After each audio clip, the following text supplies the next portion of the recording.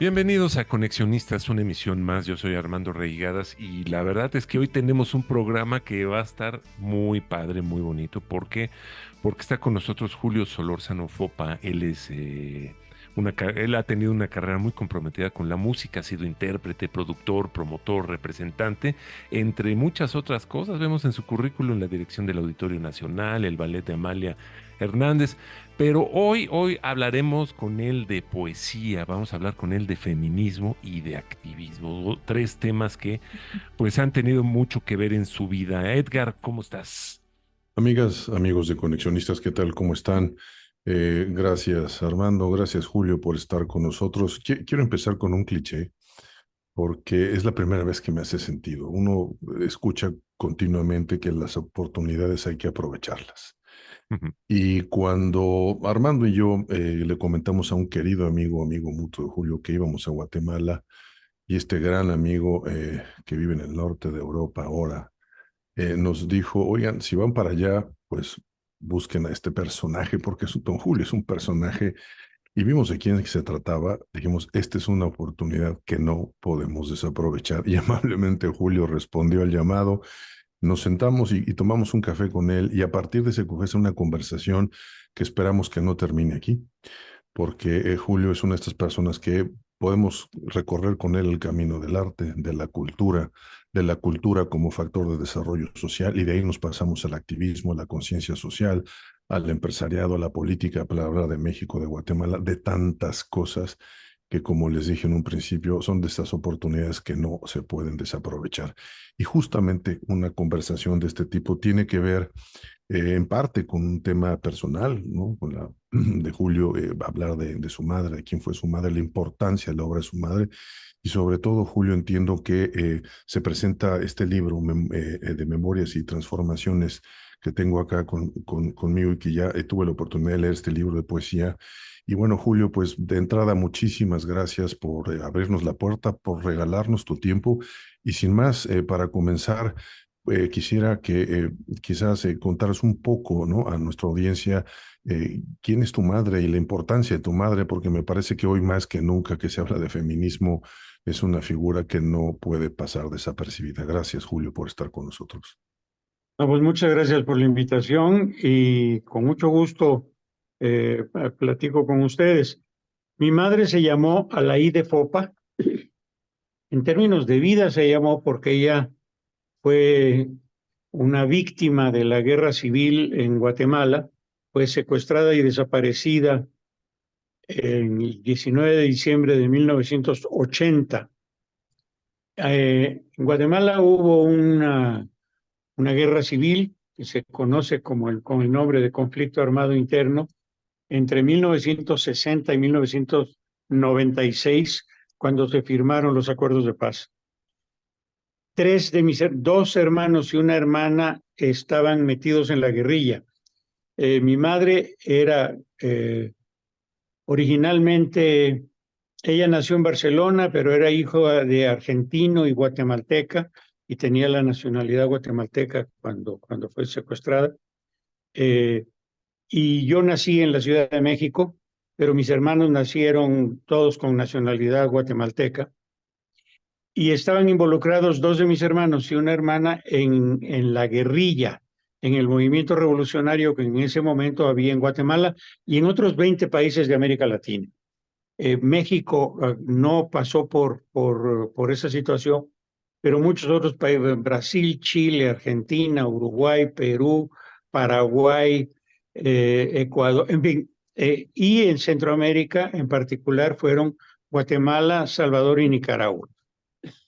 Eh, y mi madre era una académica, una poeta y una feminista que hizo la mayor parte de su obra y de su carrera en México y la mayor parte de sus actividades cotidianas eran en la UNAM. Ella era catedrática en la Facultad de Filosofía y Letras de la UNAM y en la Facultad de Ciencias Políticas creó la primera cátedra que se llamaba entonces Sociología de la Mujer. Eh, Ahora hay afortunadamente cátedras especializadas desde un punto de vista social y político en las mujeres, que se llaman cátedras de género. En aquel momento era la primera vez y también ella tenía en Radio UNAM un programa que se llamaba Foro de la Mujer, en el que era un programa semanal en el que recibía invitadas o hablaba de temas que tenían que ver con la situación de las mujeres en México y en América Latina. Ella viajó a Guatemala, y aquí fue secuestrada y desaparecida. Ella publicó una serie de libros en vida, de poesía. Hay todo un libro y un estudio que hizo sobre José Luis Cuevas, que era muy amigo de ella. Hizo mucha crítica de arte que publicó en los suplementos culturales de muchos periódicos de México y en revistas. Era maestra de cultura del Renacimiento y de lengua italiana. Ella fue formada en Europa. Y el libro que mostraste de Memorias y Transfiguraciones es un libro póstumo que fue encontrado en la Biblioteca Nacional de México por una investigadora que se llama Diana del Ángel hace unos 3 o 4 años. Y se publicó ya en Guatemala el año pasado y ahora se publica en México. Y lo interesante es que, bueno, nuestra familia era toda una familia a donde los temas principales eran el arte, la cultura y el compromiso social y político. Entonces mi madre escribió sobre una variedad de temas, pero su parte creativa fundamental su vehículo era la poesía. Su parte de análisis o sus temas eran alrededor de la situación de la mujer. Y ella es fundadora, junto con Elena Poniatowska y otras compañeras de esa generación, de la revista FEM, que en su momento fue la primera revista feminista en América Latina. La biblioteca de mi madre, constituida por 8.500 libros, nosotros, mis 2 hermanas y yo, la donamos a la Biblioteca Nacional de Guatemala, que es una biblioteca ligada a un gran archivo, el Archivo General de Centroamérica, que tiene algunos documentos muy importantes, pero una biblioteca al que no se le ha dado el apoyo a lo largo de los años y que no tenía la capacidad de adquirir libros. Entonces, esos 8.500 libros le fueron donados hace algunos años a la Biblioteca Nacional de Guatemala, básicamente libros de arte y de poesía y literatura, y temas de mujeres. Y yo me quedé con un archivo personal de mi madre, unas 25.000, 30.000 hojas, Wow. Correspondencia, etcétera, y aparecieron 5 libros inéditos que nosotros iremos editando poco a poco a partir de este año 2024, tanto en México como en Guatemala. El año pasado también se publicó, con un prólogo de Elena Poniatowska, en el Fondo de Cultura Económica, una antología que recoge todos los libros publicados antes por mi madre. Se llama Viento de Primavera, es una antología de Alaí de Fopa, publicada por el Fondo de Cultura Económica, y es por el tamaño de la editorial y su capacidad de distribución, es la que es el texto que es más fácil encontrar. Y termino diciendo que de los programas de mi madre en Radio UNAM, en Foro de la Mujer, por lo menos unos 30 o 40 pueden ser escuchados si uno entra a la página de UNESCO. UNESCO tiene como áreas UNESCO es esta gran organización de Naciones Unidas que toca los temas de arte, cultura, educación, ciencia y memoria.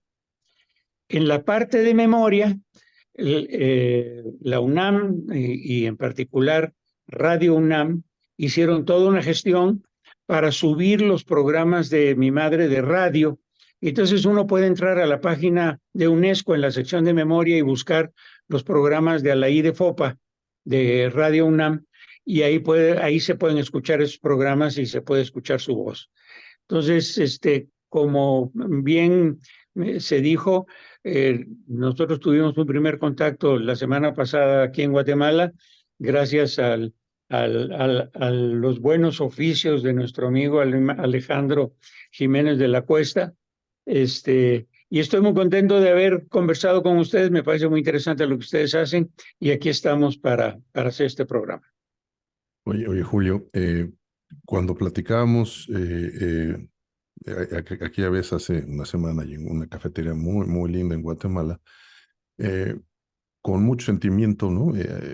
Y la pregunta fue así para compartir con nuestros auditorios, nuestra audiencia, de, de, de la vastedad de temas de los que podríamos y creo yo que deberíamos de platicar contigo porque eh, tú eres de estas personas que cuando te escucho, pues lo único que hay que hacer es callar y apuntar, ¿no? Porque hay tantas anécdotas, hay tanta riqueza en lo que tienes. Y estas conversaciones cada vez son más raras, ¿no? Es decir, yo creo que cada vez menos, ¿no? Las personas deciden encontrarse para platicar porque ahora, pues es más fácil mandar un WhatsApp y como que uno se da por servido, ¿no? En este tipo de comunicaciones que hay. Y cuando tú mencionaste lo de tu madre, lo mencionaste con un especial interés y sentimiento que entendemos desde esta parte del hijo, ¿no? Que pierde a su madre, ¿no? En un evento así tan desastroso y poco fortuito.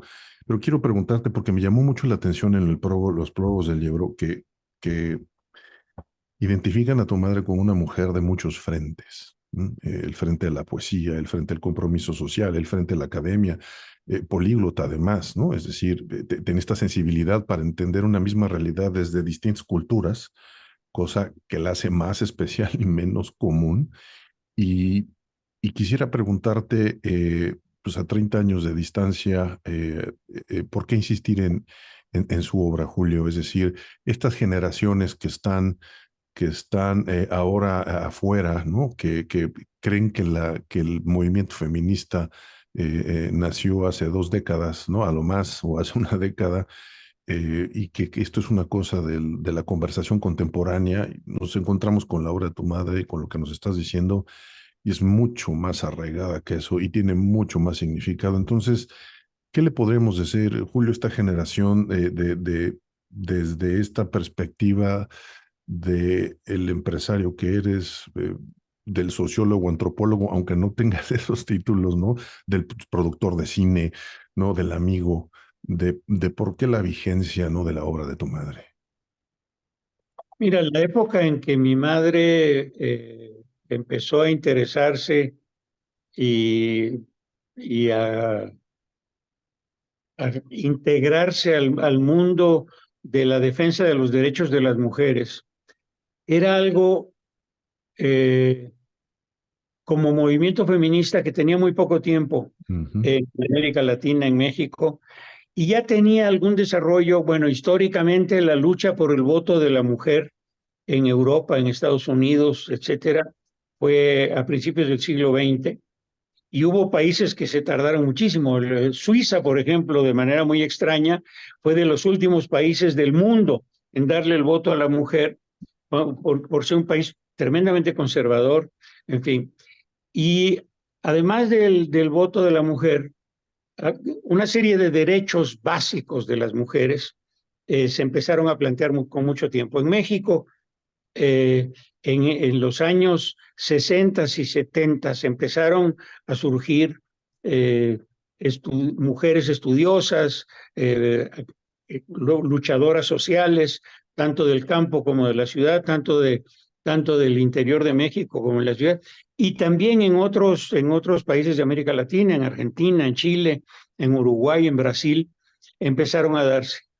Y hubo un desarrollo en los movimientos feministas que partió de algunas cosas muy básicas y muy importantes, como el derecho del voto, hasta ya un nivel de sofisticación y de particularización de los ámbitos a donde las mujeres están luchando por tener derechos y oportunidades eh, iguales a las de los hombres. Una lucha permanente es la igualdad de salario. Otra es la igualdad ante la ley. Yo les contaba a ustedes que mi comadre es una gran líder indígena guatemalteca, Premio Nobel de la Paz, Rigoberta Menchú. Y siendo ella Premio Nobel de la Paz, ella es indígena quiché, en su territorio, que se llama, Guatemala tiene departamentos en lugar de estados. En el departamento que se llama precisamente de Quichea, donde está sentada la mayor parte de ese grupo de origen maya, en Guatemala hay 22 de esos grupos distintos. Cuando ella, ya siendo, repito, porque esto es importante, ya siendo ella Premio Nobel de la Paz, no podía comprar tierra en su pueblo natal porque las mujeres no podían ser propietarias. Estamos hablando de hace 20 años. Sí, sí, sí. Eh, eh, digamos, la desaparición de mi madre fue hace 40 y pico de años, en 1980. Esto fue hace 20. Y entonces, y eso es, digamos, en una tradición indígena, a donde también ahí están posicionados los hombres de una manera más privilegiada que las mujeres. Y en nuestra sociedad, digamos, occidental, también yo tuve la oportunidad de estudiar en la Unión Soviética de 1966 al 71.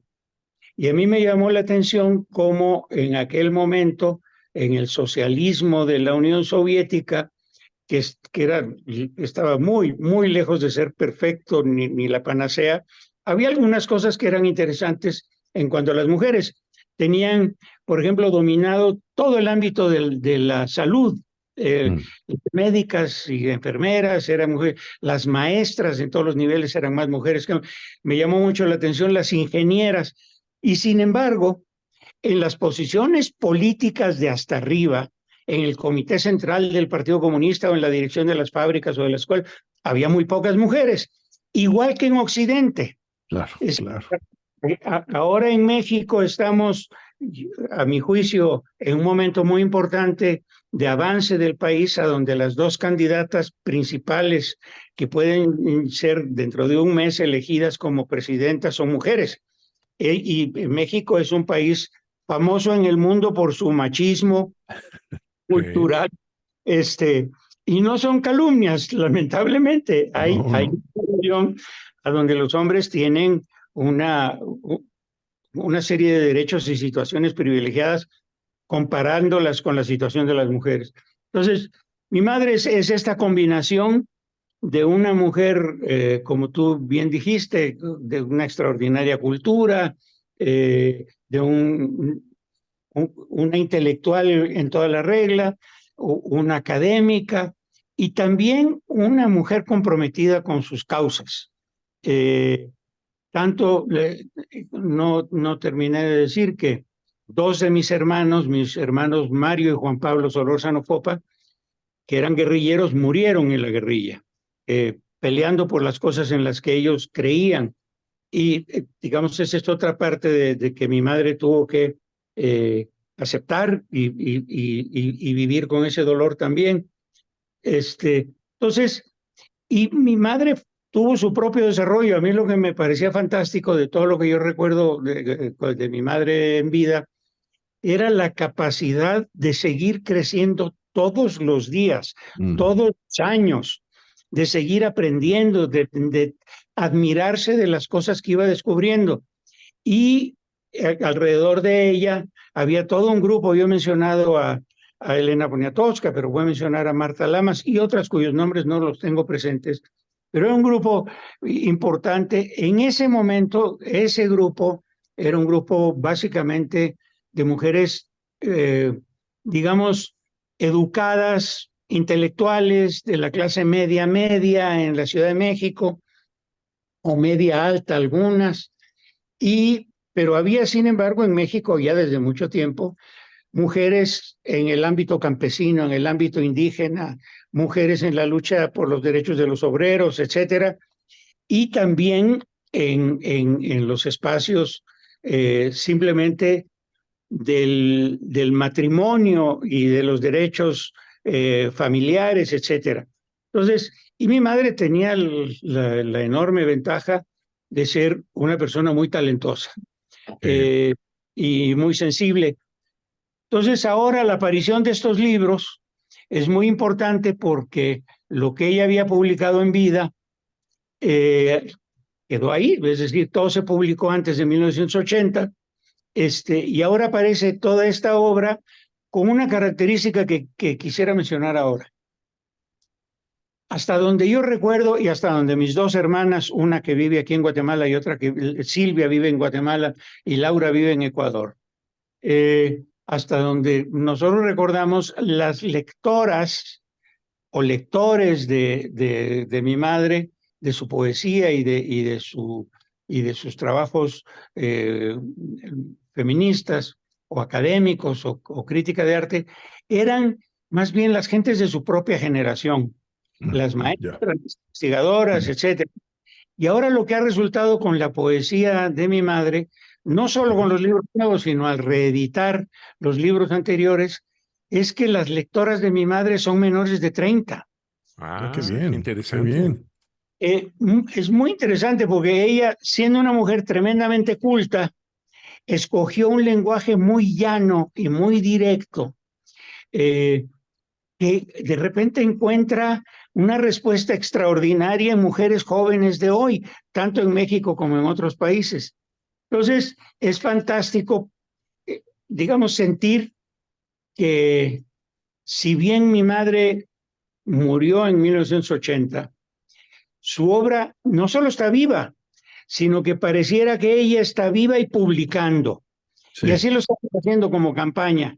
Es decir, de repente está otra vez con nosotros y nos está hablando a través de su obra. Y eso es fantástico, sobre todo porque le está llegando de esa manera tan especial a las mujeres jóvenes de México y de otros países. Muy bien. Muy interesante esto que comentas. Oye, yo tengo una duda. Yo ubico, bueno, según nos platicas, tu familia pues está viviendo en México a partir de mediados de siglo 1950 por ahí. Y durante ese tiempo, tu madre pues lo hace muchas cosas, ¿no? La universidad, la cátedra, el programa de radio, la revista, etcétera, etcétera. Un mundo, una posición que muchos se hubieran aburguesado sencillamente, ¿no? Decir, ya estoy aquí, ya estoy en mis cosas, ya estoy haciendo Ya llegué. mi tema, ya llegué, pues ya estoy acá. ¿Qué la lleva a regresar a Guatemala en 1980? ¿Qué es lo que la motiva, lo que la llama allá y pues acaba, termina todo en este sacrificio último, ¿no? ¿Qué fue lo que la llevó a Guatemala en 1980? Bueno, en primer lugar, su madre era guatemalteca, que Ujú, se casó con un argentino, que estuvo en México, y esa es toda otra historia, porque es un argentino, un dramaturgo y diplomático argentino, que una revista anarquista de Buenos Aires lo mandó a México a entrevistar a Emiliano Zapata en medio de la Revolución Mexicana. Wow. órale, qué buena historia.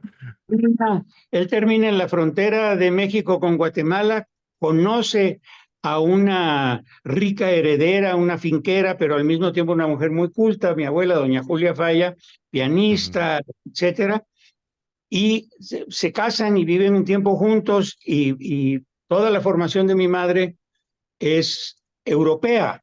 A los 30 años de edad, ella llega a Guatemala, cuando en Guatemala hay una revolución en 1944 contra el dictador Ubico, que llevaba muchos años en el poder, y ujú, encabeza esa revolución el expresidente de Guatemala, Juan José Arévalo. Ella tiene una relación fugaz con Juan José Arévalo y queda embarazada de mí. ok. Soy el hijo mayor, pero nazco en México. Y otro guatemalteco, un militante comunista guatemalteco que participó en la revolución contra el dictador Ubico, se enamora de ella, la sigue a México y le dice, oye, me quiero casar contigo. Y ella le dice, estoy embarazada de un hijo de Arévalo, pues que nazca en la familia. Y de esta manera, yo nazco en el seno de la familia Solórzano Fopa y después nacen Mario, Laura, Silvia y Juan Pablo, los otros 4 hijos. Entonces ella tiene un marido guatemalteco y una madre guatemalteca. eh, y después mis hermanos y Silvia, mi hermana, se meten en la lucha revolucionaria en Guatemala.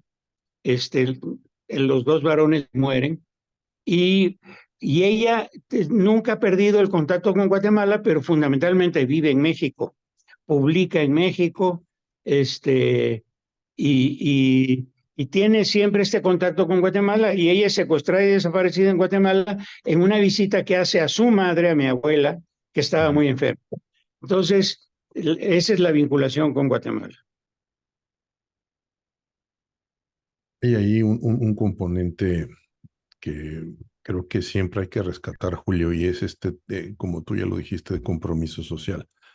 Un poco ligando el comentario de Armando y la realidad de tu madre, y bueno, es algo que tú tienes, es decir, no se puede, que tuviste también la opción de decir, pues no, yo no sigo este camino, ¿no? Y la liga desde la poesía, desde el arte, ¿no? Hacia el compromiso social, es una liga normalmente no muy común, ¿no? Uno la encuentra, la identifica más por el lado económico, ¿no? Las carencias, y entonces habrá que abordarlas, y a partir de ahí surgen reflexiones, acciones, etcétera. En este hilo conductor que parece ser que está presente, ¿no? En el apellido, si me permites decirlo así, eh, eh, entiendo que este libro se va a presentar la siguiente semana. Es decir, vuelas a México y se va a presentar. ¿Nos podrías decir dónde vas a estar? Si va a estar en las librerías de México, es decir, porque yo creo que es importante no solamente hablar de esto, sino también acceder a la obra, es decir, el reflejo de tu madre, porque además con eso se contribuye no solamente a dispersar el pensamiento de tu madre, la figura de tu madre, pero también yo lo veo como una extensión del compromiso social, ¿no? Que se tiene. Entonces, háblanos un poquito de ese evento, Julio. Gracias por la oportunidad. Mira, yo vuelo mañana a México y el libro se presenta el jueves 9, Ok, jueves que viene, en una librería que se llama Utópicas, que está en Coyoacán. ok, Creo que Francisco Sosa, no tengo la dirección exacta, pero se puede averiguar, a las 6 de la tarde, es decir, jueves 9 de mayo a las 6 de la tarde. Y ahí va a estar la investigadora que lo descubrió en la Biblioteca Nacional de México, a donde ella contará cómo fue que se encontró con este libro, y estaré yo también para hablar un poco de mi madre, y estará también he invitado a mi hija, se llama igual que mi madre, Alaide. ujú, Ella es música y compositora y actriz, también menor de 30. Y va a estar ahí, ella va a leer algunos poemas de su abuela. Y ese es el evento que tenemos esta semana. Y para quien en otro momento y tal vez en otro lugar quiera conocer la obra de Alaide Fopa, vuelvo a mencionar la antología que publicó el Fondo de Cultura Económica y que tiene una distribución en todas partes y tiene librerías propias, con el prólogo de Elena Poniatowska. La antología de Alaí de Fopa está en las librerías y distribuido por el Fondo de Cultura Económica. ok. Y este libro, particularmente el de Memorias y Transfiguraciones, también se va a encontrar disponible en México. Ahí en Sí, esta, bueno, ok, a partir de la presentación, la editorial en México es la editorial Antílope, ok, y tengo entendido que desde esta semana que terminó y la próxima, ellas han colocado el libro en algunas librerías. No es una editorial muy grande como el Fondo de Cultura Económica, es una editorial que publica sobre todo, aunque no exclusivamente, obra de mujeres. Entonces ya debe estar en algunas librerías y ciertamente en la presentación el próximo jueves ahí lo podrán tener. pues no hay que faltar. Y quisiera hacerte una última pregunta, Julio. Si tuvieras la posibilidad de tener a tu madre viva, con todo esto que has vivido ya, ¿no? Con todo este giro que ha dado un poco el arte, por supuesto la parte social y política, la irrupción de las nuevas tecnologías, ¿no? Este mundo hoy en donde la verdad no importa porque lo que importa es divertirse a través de memes y chistes y shorts y una serie de cosas que nos han capturado, buenas y malas, porque pues gracias a la tecnología hoy estamos teniendo esta conversación contigo. Pero definitivamente yo creo que es un mundo en donde los esquemas de pensamiento son radicalmente distintos. Eh, ¿qué consejos o qué le pedirías a tu madre si tuvieras la oportunidad de recomendarle que escribiera de algo, que diera una cátedra de algo? ¿Sobre qué reflexión te gustaría ver a tu madre hoy, ¿no? En términos de una obra, de un libro, de un programa de radio, de un artículo en alguna revista? ¿Qué tema crees que se debería de estar abordando ahora, Julia? Mira, los temas de mi madre son los que son. Eh, y ella, si estuviera viva, estaría en esos temas. Mm. Y me parece que, además, hay que decir que además fue madre de 5 hijos, es decir, no era nada más una persona exclusivamente dedicada Claro. a, a escribir o a dar clases. Entonces, yo no tendría nada que pedirle a mi madre más que, bueno, ojalá estuviera viva. Y de alguna manera, esto que está sucediendo con su obra póstuma, la que estamos descubriendo todos, toda esta es obra que yo no conocía, Ah, vaya, yo pensé que no. totalmente nueva. Entonces, es una manera de tenerla muy viva entre nosotros. Muy bien, Julio. Pues no nos queda más que agradecerte, Armando. No sé si tengas alguna otra pregunta. No, de hecho, muy claro y muy completo todo lo que estamos platicando y obviamente con miras a ampliarlo. Vamos a hacer todo lo posible, yo en lo personal, de estar ahí el próximo jueves y pues saludarte en persona, pero por lo pronto despedirte, pero sacándote la promesa de que nos veamos pronto para platicar de más cosas como lo que acabamos de platicar ahorita. Oye, pues muchas gracias por el interés. Me dio mucho gusto encontrarme con ustedes. Me parece muy interesante lo que ustedes hacen y que es un campo del que no vamos a hablar ahorita, pero que me parece muy interesante, que de alguna manera tiene que ver conmigo, en la parte social, pero en un ámbito muy importante que es la parte social en los ámbitos empresariales. Este, y los felicito por ese trabajo, me parece fantástico y agradezco mucho la oportunidad de esta entrevista y de promover la obra de mi madre. No, nosotros agradecerte por siempre la posibilidad de aprender y estirar nuestras fronteras, ¿no? De sacarnos de nuestra zona de confort, Julio. Haberte escuchado y seguirte escuchando es todo una delicia. Pues estamos seguros de que conectaremos contigo de nuevo. Suerte en México. No, yo no voy a poder estar ahí para saludarte, pero ya habrá otras ocasiones, no lo duden. Y bueno, pues agradecerte y a nuestros amigos de la audiencia por estar con nosotros. Les agradezco a ustedes, a la audiencia y espero que nos vaya a todos muy bien. Eso sí. Exactamente, Julio. Muchas gracias. Nosotros somos Conexionistas. Recuerden, nos pueden encontrar en X y en Facebook. También nos pueden encontrar en YouTube y en Spotify. En Telegram, nuestro canal es Conexionistas. La música que estamos escuchando es música de Alejandro Saborit. Ahí lo encuentran en YouTube y el diseño es de Sofía Reynoso. Ahí lo encuentran en X y en Facebook. Muchas gracias. Nosotros somos Conexionistas. ¿Te pareció interesante este video? ¿Quieres ver y escuchar más contenido de este tipo? Conviértete en un patrocinador de Conexionistas. Visita nuestro Patreon y escoge la manera en que tú puedes ayudarnos a seguir creando contenido de calidad. Encontrarás la liga en la descripción de este video. No lo olvides, con tu patrocinio puedes ayudarnos a realizar más contenido de calidad, contenido de Conexionistas.